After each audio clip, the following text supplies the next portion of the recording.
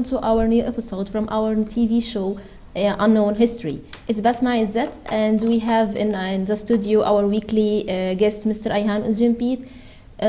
For maybe 3 episodes before we talk about a lot of events in history, not all of us had a lot of information about it, untold things we can say. So we talked about First World War and the role of Africa in this World War, Çanakkale battle. We also talked about Sultan Fatih the Conquered, and we talked about Prophet Muhammad also, his life and his way in Dawah. So today we have Mr. Ayhan Uzjempit, is a researcher in historic. So welcome to our TV show, Mr. Ayhan. Thank you. Thank you to be with us today. Thank you very much. We have talked about Prophet Muhammad, his life. So today maybe we are going to talk about education in a perspective of religious history. Yeah, of course, right. We are not a religious program, but we can talk about education methods in a religious perspective, we can say. That's a very important point, because we Muslims, we don't know really exactly what happened in the Darul Arqam, the first school of Islam and the first mosque of Islam, let's say, because it was a meeting. Darul Arqam means house of Arqam. Yeah, when we translate into English, it is the house of Arqam. What Arqams mean? Arqam was the friend of Prophet Muhammad, and he was rich, and he bought a house on the top, at the top of Safa Hill. There is Safa Hill. Yes, in Hajj. Yeah, in the east of Kaaba. Yes. Where the sun rises up, you know. We also talked about the Kaaba's door is in the east. So the light comes from the east. In that direction, there is Safa Hill. Safa means thank in English. In English, when we translate. And the house of Arqam coincidentally was on that hill.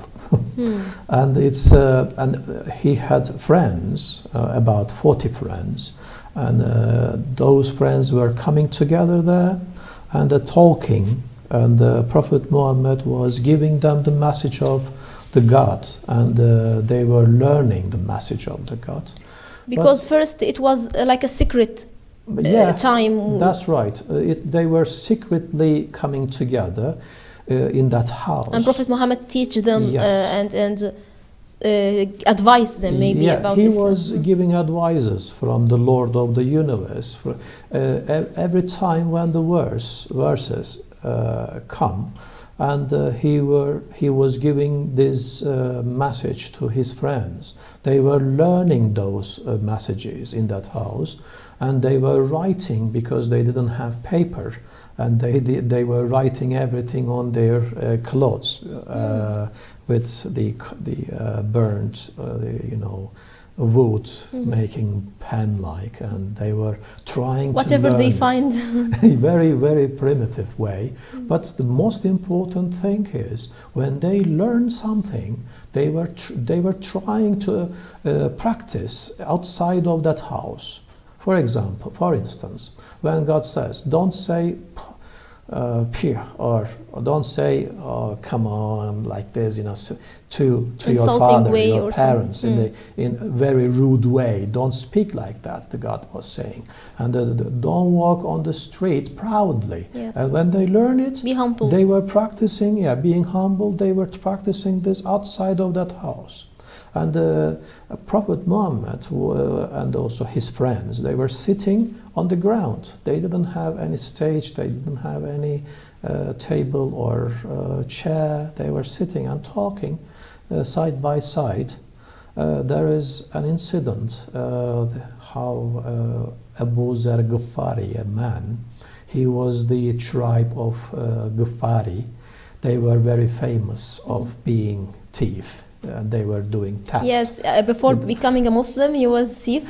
Yeah, he was stealing. Yes. They were attacking the caravans and taking the money and the belongings. Yes. And It was His strange. Islamic story is very interesting. Yeah, his story is very interesting, and also his story is important for the understanding education system of Islam, or faith history.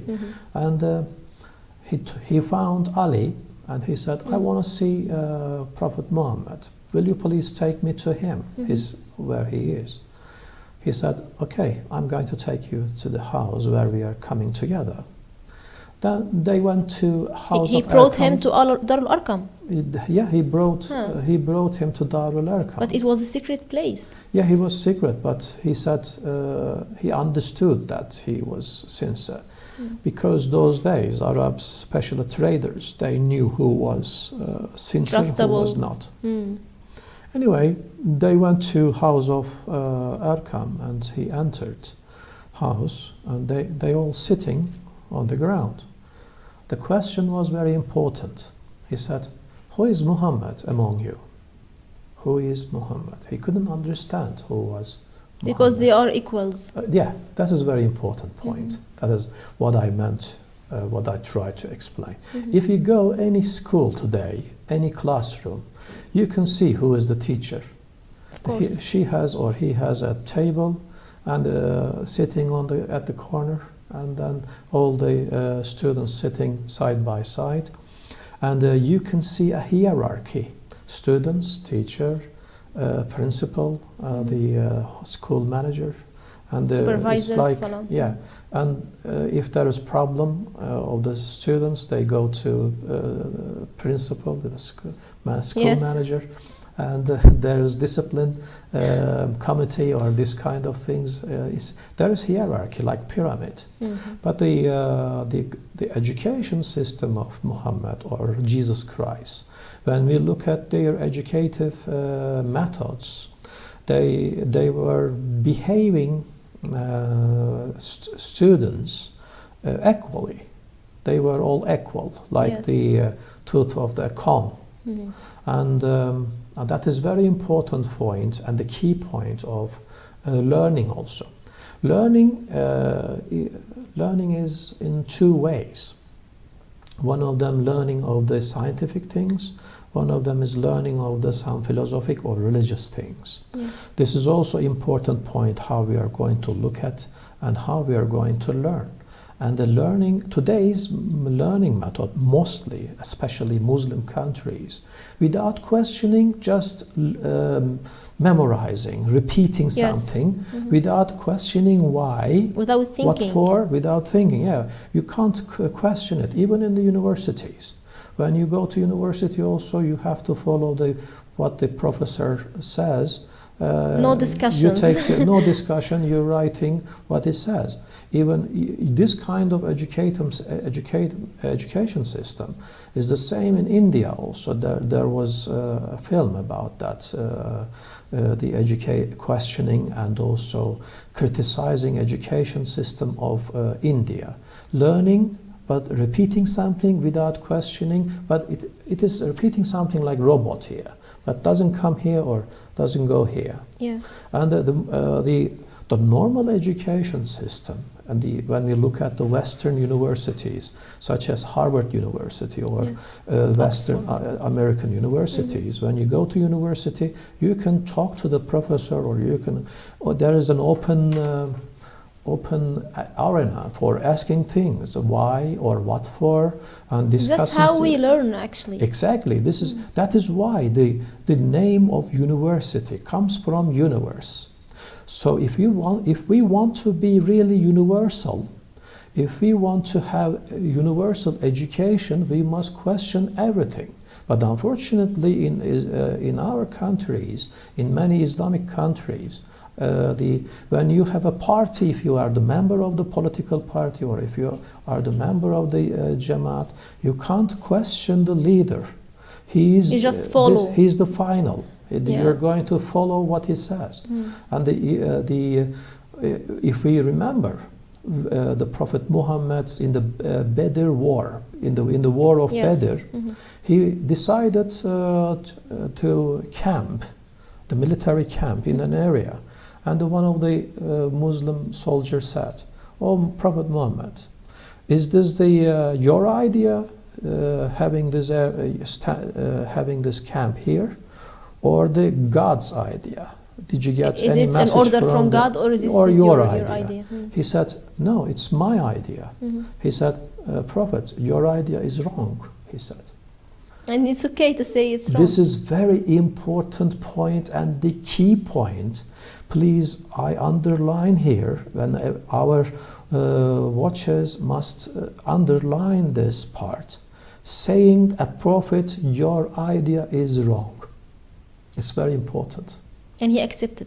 Yeah, he accepted. He said, "Okay, what is your idea?" What do you think? He said, we go to the better water wells. If we take all the water wells, we fulfill with the stones all the water well, just only one water well for our soldiers. If the enemy if the enemy has no water, they're going to lose the war very easily," he said. Yes. And that's what happened. He said, "Your idea is brilliant. Let's do it," he said. Then the Muslims and the Prophet Muhammad, they changed the camping area from that ordinary soldiers' ideas area. Imagine, please, any soldier giving an idea to the general staff of the army It's impossible. in any army of Muslim countries. It is impossible. That is why we do this program. The history of Islamic education was the questioning, thinking, and producing. Quran and all the holy books were generators. They were generating, producing something. Quran or Bible when we read. But Prophet Muhammad or Jesus Christ, they were moderators. They were delivering the energy of the holy books by living. Also, the friends of Jesus Christ, 12 apostles, or Prophet Muhammad's friends, they were doing the same moderating, delivering the energy of the book by living in their life. They were practicing this. And but how this kind of methodology stopped? That is very important. That's what I want to ask you. Before going to Prophet Isa, the Prophet Jesus, in Islam we have like a golden age. Yes. If we can say it was very successful period. How long this period still? This period after Prophet Muhammad in Andalusia, when the Muslims went to Andalusia, for trade. After Prophet Muhammad's period, 250 years long, very good educative time those days. For instance, when we went to Andalusia, Spain, those days, and the Muslims were reading, and everyone, they were living together with the Christians, and those days Christians were not reading very much. And the Muslim students, they were they were very educated. They were going to schools, and if anyone who was carrying books, and the Christian people, they were saying, this is Muslim because he's reading. Because he's reading. Yeah, and I lived in Antalya, and the tourists, they were reading books on the beach. And the European tourists, the Western European tourists, they like reading very much. Yes. But the Eastern tourists, some Middle Eastern tourists, they were not reading. And so you can understand the difference. The differences between them. Yeah, the roles were changed really. And in Golden Age we were reading. Now the Western countries are reading. We just follow them. Education level, even today, in the whole Islamic countries, the average education year is only 2. Only 2. 2 billion Muslims are living in the world, and each Muslim, when we deliver all the years and education years, and each person, average year of the education is only 2 years. That's very low. Yes. These rates, when we look at these rates in Christians, it's much more higher. Even Jews, they are reading very much. They Yes. have got very good high education. Even in United States, the biggest universities such as Harvard and Massachusetts, when we look at the university students here, mostly Jews are going. Yes.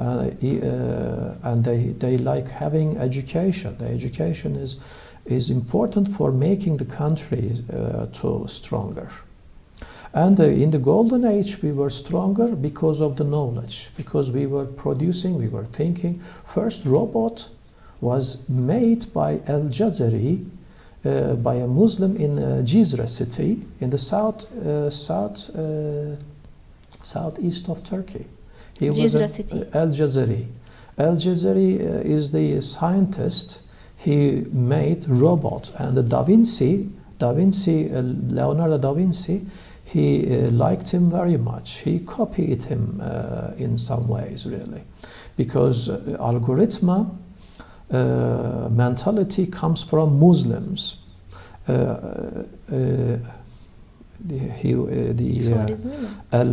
Al-Khwarizmi. Al-Khwarizm, he found zero in the Yes. history, and after finding zero, the mathematic became much more better. Mathematic had a better position in the science, because without zero, calculating something was very difficult. And today, technology is also the technology. Tak is normally is Arabic word. Tak. This comes. It means doing, making, and the many ways the Arabic language created many things, because even Turkish scientists, they learned Arabic language. Why? Because science and education could be better in Arabic language because of the word capacity. Really? Yes. But most of terms and idioms from English, from today, Latin. Today. Yes. But what I'm talking about is The Golden basics. Age and the Central Asian scholars. They learned Persian and Arabic. In Turkish language, when we look at how many words are there in Turkish language, today 120,000, together with the Arabic words and also Persian words. When we take all the Persian and Arabic words out of this language, we only 8,000 words of Turkish language. In Yes. Turkish language, 8,000 words. They are all short words generally. At, et, it, ot, süt. Yeah. The very short words are Turkish, like Chinese a little bit. Yes. And but when we converted to Turks, Islam, they learned Arabic and Persian language for creating philosophic things, because many books were written in Arabic language those days. Yes. In Baghdad, for instance, Yes. there was huge library those days, and the Turkish students in the Central Asia, they went to Baghdad to have good education, and then they went back again to Central Asia. Yes. But it's all over, yeah. It's in Baghdad. It's destroyed. All these libraries. Unfortunately, the library was destroyed. There was also another center, historically, Alexandria in Egypt, yeah. in your country. Yes. One of the most important area for the civilization. Even today, Egypt is one of the best for creating philosophy and sciences, Islamic sciences, just because of those scientific heritage. Because there was Egyptian civilization in there. No one can deny this. There were pyramids, and the pyramids created thinking, way of thinking, and then they united together with Islamic sciences.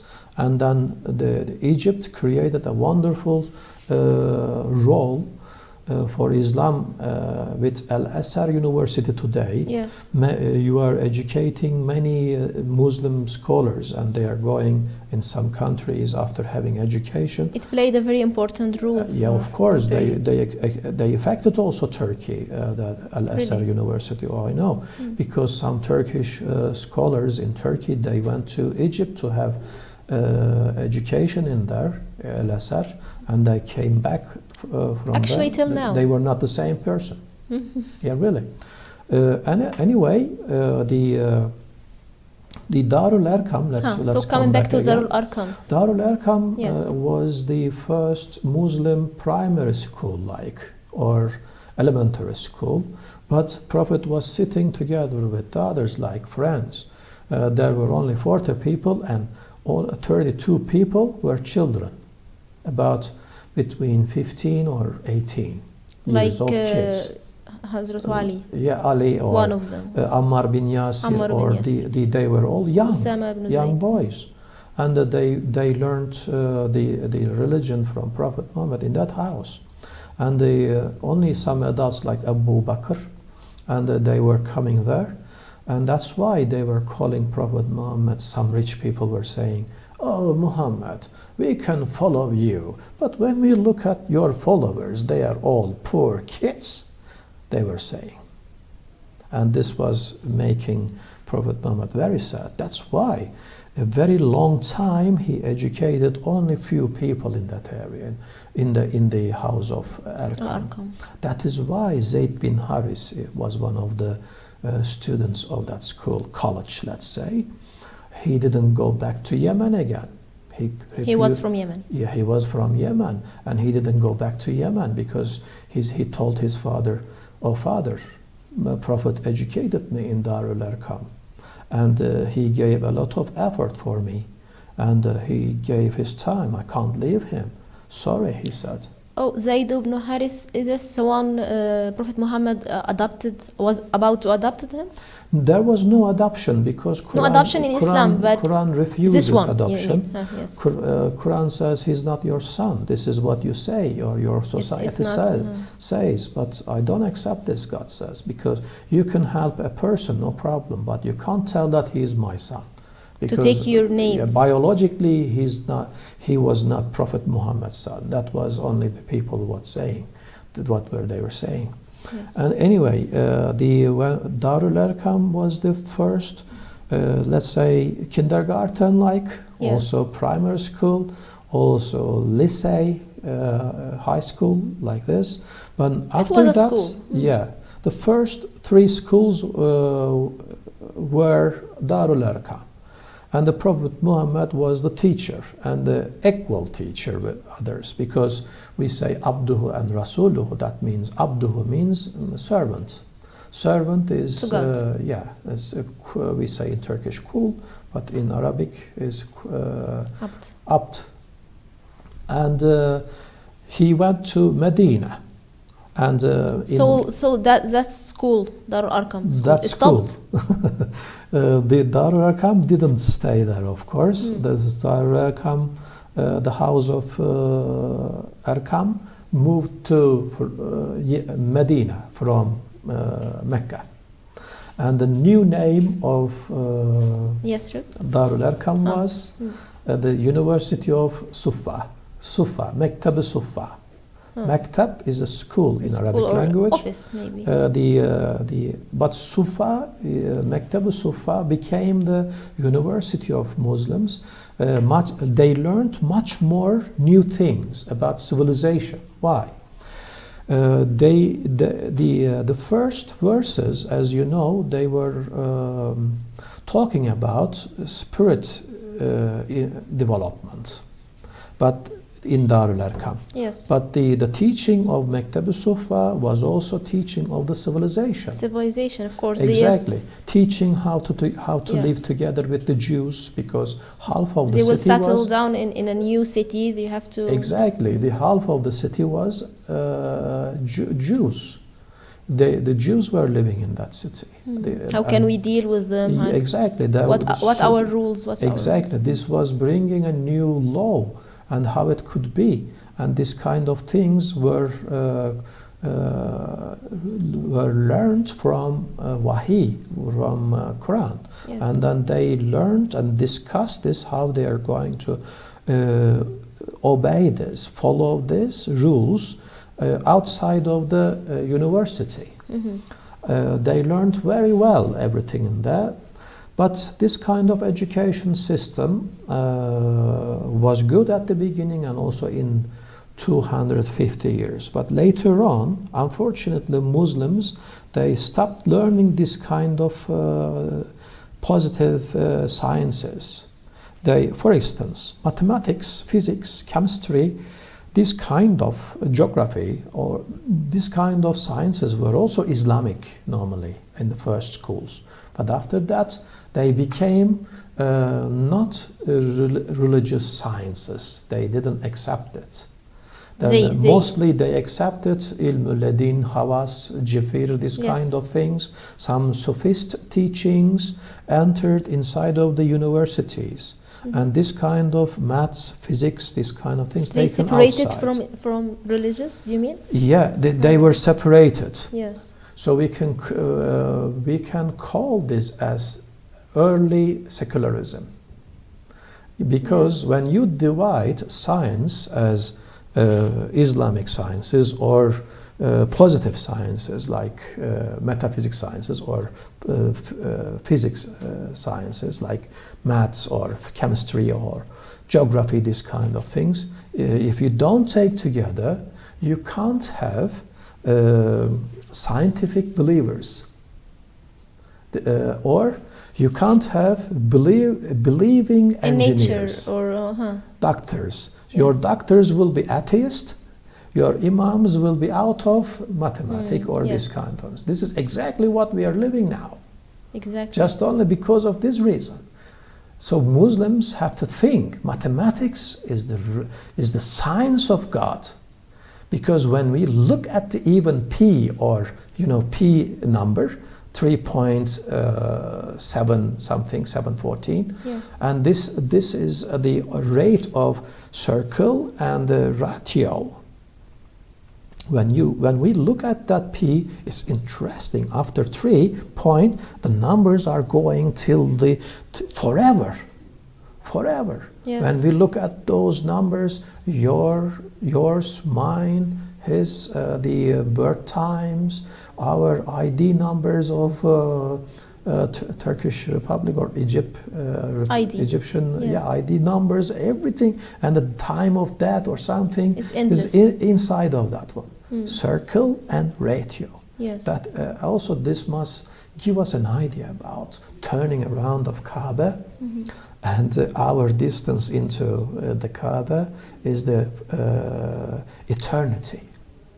We find eternity and the thinking very well, but we lost it. Yes. That is why we are living now, not golden age, but teenage, unfortunately. Because when we look at, it's really important point. We must read. After reading, we must understand. After understanding, we must follow it, practice it. Today, Muslims are not reading, even the Quran. They are reading, but they don't understand. In Turkey also, they read. They are very proud of reading Arabic Quran. This is not education. We must understand it exactly what it is writing inside. Yes. Today, especially in some Arabs in the Arabian Peninsula, they are not questioning what is Sirat. Some of them thinking that is a bridge. It's not a bridge, it's a street. Yes, we have been we also mentioned before. about that. The street of the Medina, telling us what to do or not to do. Yes. And it's amazing how you make it all together, how you make it related to each other. Yeah. No one think about this, no one thinks this way nowadays, actually. Then we can start this a new light. This can be Islamic illumination. Yes. Islamic illumination started with Darul Arqam at the top of Safa Hill. We must exactly follow the education methods of Prophet Muhammad. I know this is very difficult because there is ego inside of the teachers. They after many years, they got used to behaving students like their fathers or mothers, you know. Yes. But the teachers must be equal friend-like. Even in Prophet Muhammad's period, we used to say Sahaba. Sahaba in Arabic mean friends. Everyone saw Exactly. Prophet Muhammad, we called him Sahabi. He also called A them friend. as friends. A friend, even if they are not very closed. Exactly. You know. And this is also telling us how important having a good friend. Yes. Sometimes having a good friend is more important than a brother or sister. And the blood connection with each other, blood cannot connect each other very well because the heart is important. This can stop racism also. That's fascism, right. Yes. ultra-nationalism that can be stopped by this kind of thinking, because when we feel each other as equal, we must feel this not only with the people, also animals, because when we look at them, they are created from the Lord of the universe. We forgot this kind of education system. We lost our respect to those animals. We forgot that we are human in the end. Yeah, we have to be humanity, to think humanity way. Yeah, today's education system called them wild world, yes, that's forest, wildlife. Yes. No, their life is not wild. Our life is wild in the cities. We can see 60 million people are living on American streets. Only 5% of people are taking 95% of income of the nation in the United States. So, where is violence? In our countries or in the forest? When we look at the forest, we don't see any animal killing more. When an animal is hungry, it goes and hunts only one animal. After eating that one, waits until gets hungry again. Doesn't have a refrigerator. Doesn't think, let me make a refrigerator. I eat tomorrow. Yes, that's right. So we do this. Yes. But we even have wars and battles with no reasons. We keep killing each other with no reasons, actually. Yeah, exactly. That's there were some wars in Africa just because of the separating nations, because of the shape of nose or ear, and then separating same nation in two pieces and making them fight again, and giving each one weapons and selling them weapons and watching their killings each other. This is imperialism, and unfortunately we must wake up and think about that, and we must learn our histories very well, and we mustn't make the same mistake again. That's right. History is important for learning the mistakes in the past. Yes, that's Not right. being proud, or my nation was the greatest in the world. Yeah, that's right. Ottoman Empire became the biggest in the world. Not for that. It's okay to say that we have a great history, we have a great civilization, but you have to do something. Also, we had mistakes. Yes, that's right. We have to learn from history. Exactly. That's why we have to read history. For example, in Egypt, it was one of the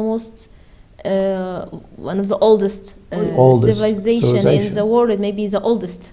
Yeah. But we have to do something. It's okay. We have pyramids. We have something good. We have to do something for the future. Yes, our universities must be at least just like Harvard or Massachusetts. Why they are quality universities? Because there is there is an opportunity to discuss something with the teacher. You can tell the teacher something, you can ask, and he can tell you equally, same as Prophet Muhammad's time. But when we look at even today, Turkish universities, and some of them are not like this. When you want to have higher education, and when you write some thesis, you have to suffer of the ego of your the docent, dean. In all Middle East countries, actually. Yeah. That's why when we go to, for example, America, Europa, even Japan, we have a great successful.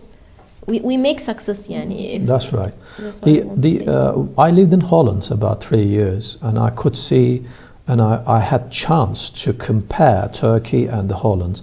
And I lived in Kazakhstan about 2-3 years, and I had chance also comparing Kazakhstan and Turkey, from Central Asia to Turkey and from Western Europe to Turkey. When I was in Kazakhstan, I was thinking that Turkey was a very postmodern country, because Kazakhstan those days was not very developed country. And when I went to Holland this time, Turkey was just like a Middle Eastern, typical Middle Eastern country.